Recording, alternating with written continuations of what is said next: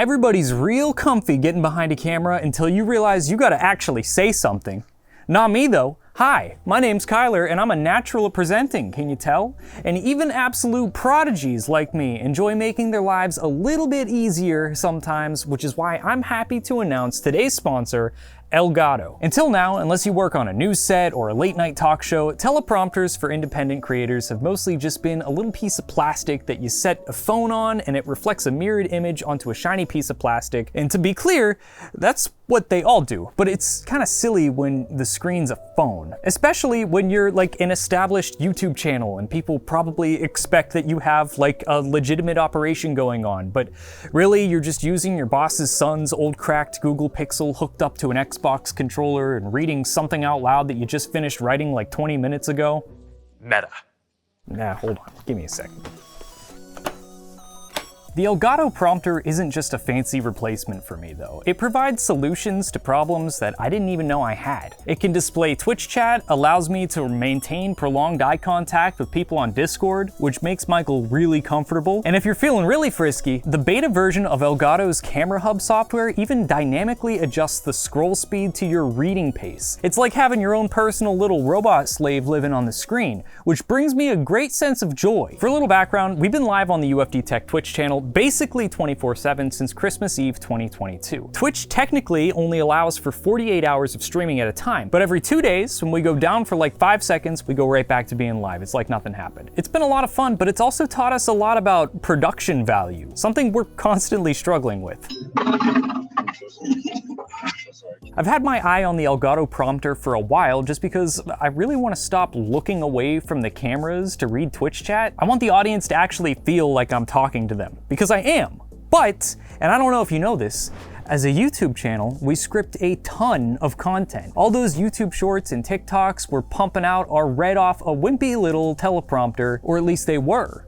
Until now. Inside the Elgato Prompter box, you'll find a bunch of backplate looking things to mount cameras to the prompter. And if you've never used a teleprompter before, it's basically a piece of reflective plastic or glass that sits at a 45-degree angle above some sort of screen. The display on the screen is mirrored, and your camera sits behind the reflective angled panel pointing through it. And since it's a clear material, it shoots straight through, and all you fools are none the wiser. So these backplate things block out light from behind your camera, and there's a bunch of step-up rings for different camera lenses of various sizes, and even this cool cape thing if your camera and or webcam ain't got no lens to speak of, because those are things too. Of course, there's also a plate specifically made for the Elgato Facecam, which is an awesome webcam I'd highly recommend, and not just because Elgato's paying us, I actually do really like it. The first time I ever saw a streamer using one, I was a smaller streamer and I was like, whoa man, your stream looks so good, what camera are you using? He was like, the Elgato Facecam, and I was like, cool, that looks good. There's also a right angle USB-C to USB-A cable in there, the prompter itself, and this little L bracket that lets you mount cameras to the thing. The prompter has cold shoe mounts on the top. There's thumb screws for 1/4-inch threads all over the thing to secure it to your tripod of choice. I chose this one, pretty cool, I know. And in this case, the prompter is actually way more than just a reflective surface. It's got a built-in 9-inch display too, and it does a bunch of cool and helpful stuff for you, especially if you're a content creator. Right out the box, it works like an extra monitor, so even without software, you can use it for all kinds of nonsense, since it'll always look like you're making direct eye contact with the camera lens behind it, including, but not limited to, a big viewfinder, a looping video of someone giving you words of encouragement. Hey buddy,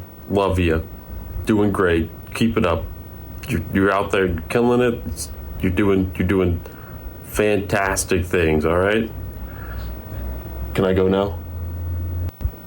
Hey buddy. Or even playing video games while on an important business meeting. Also, the prompter's even got a 60 Hz refresh rate, so it's actually kind of nice to game on it, depending on the game you're playing. But if you've looked into this thing at all for yourself too, you probably know about the Twitch chat functionality. It's a nice feature, and while I originally thought it'd be a little unnecessary, since you could technically just pull up Twitch chat in a browser while using an extra display from your PC, the resolution kind of crushes the browser version, and the integrated chat mode is like way easier to use. It actually looks really good. The Elgato also refers to this thing as video call compatible, and since you can drop your Zoom chat right into the screen and never lose eye contact with your judgmental boss who could have just sent everyone an email instead, they'll probably even respect you for it, even if you're just playing that video game I mentioned a minute ago. But now that we went over what the prompter does, let me talk a little bit about the software. The Camera Hub is the same program the Elgato Facecam uses, so if you're familiar with that, this will be really simple for you to integrate. To be clear though, you don't need their webcam for this to work, it just shares the same software ecosystem. If you're not familiar with how their stuff works, here's a quick rundown on what does what. The display tab, first off, lets you manually power off the prompter, change the output if for some reason you have more than one prompter,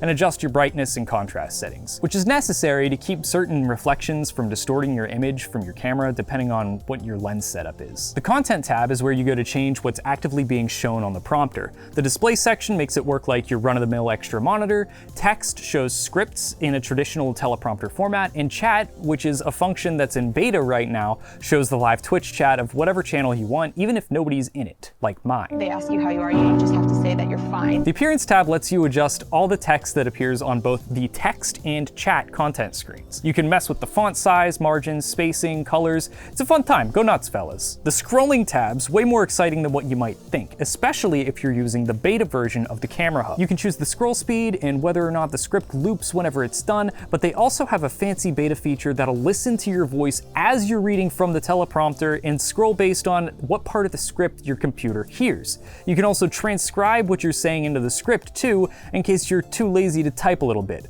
What are you, some kind of lazy person? Hey Siri. What time is it? It's 3:29 p.m. Nice. The joke is that I'm lazy, and it was easy. Meta.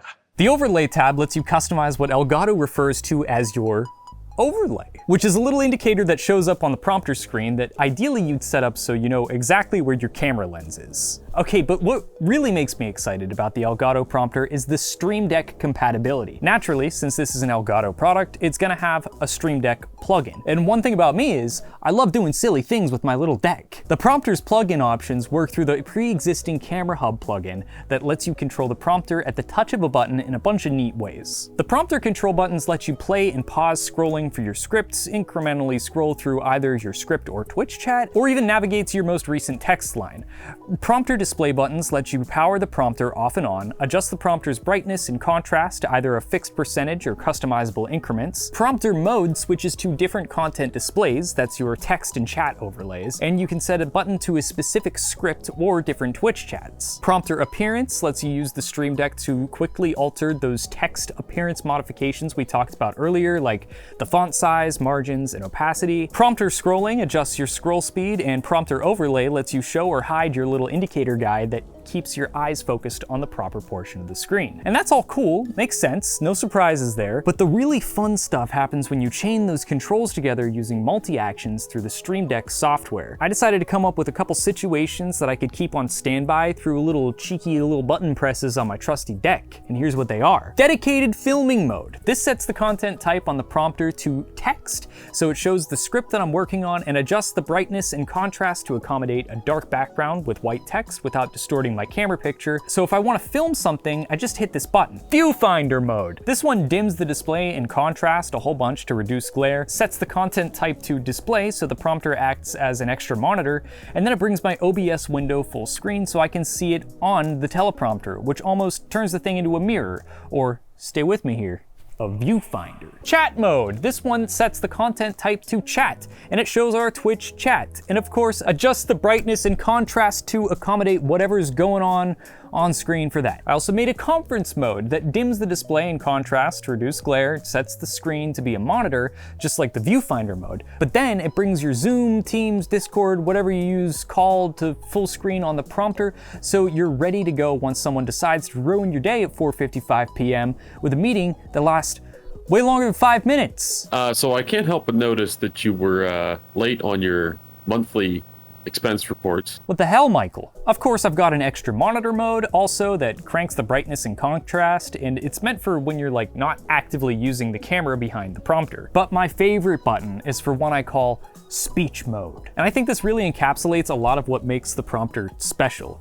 Speech mode pulls your video conference app of choice into the prompter screen, adjusts the screen settings to reduce glare like we've been doing, sets the content type to text, which brings up the big fancy speech you're about to give to your whole sales team or whatever it is you people do. Do you have jobs? Are you working? There, you just watch these videos. Then it sets the background opacity to something like 20%, so not only can you see the words to your speech, but you can also see your cute little audience behind it too. Or, if you're really vain, your own video feed to make sure you look really cool delivering your equally as cool speech. Follow me on twitch.tv/kswizzles. I'll be doing a hot tub stream with this guy at 500 followers, and as always, tell your dad I said hi.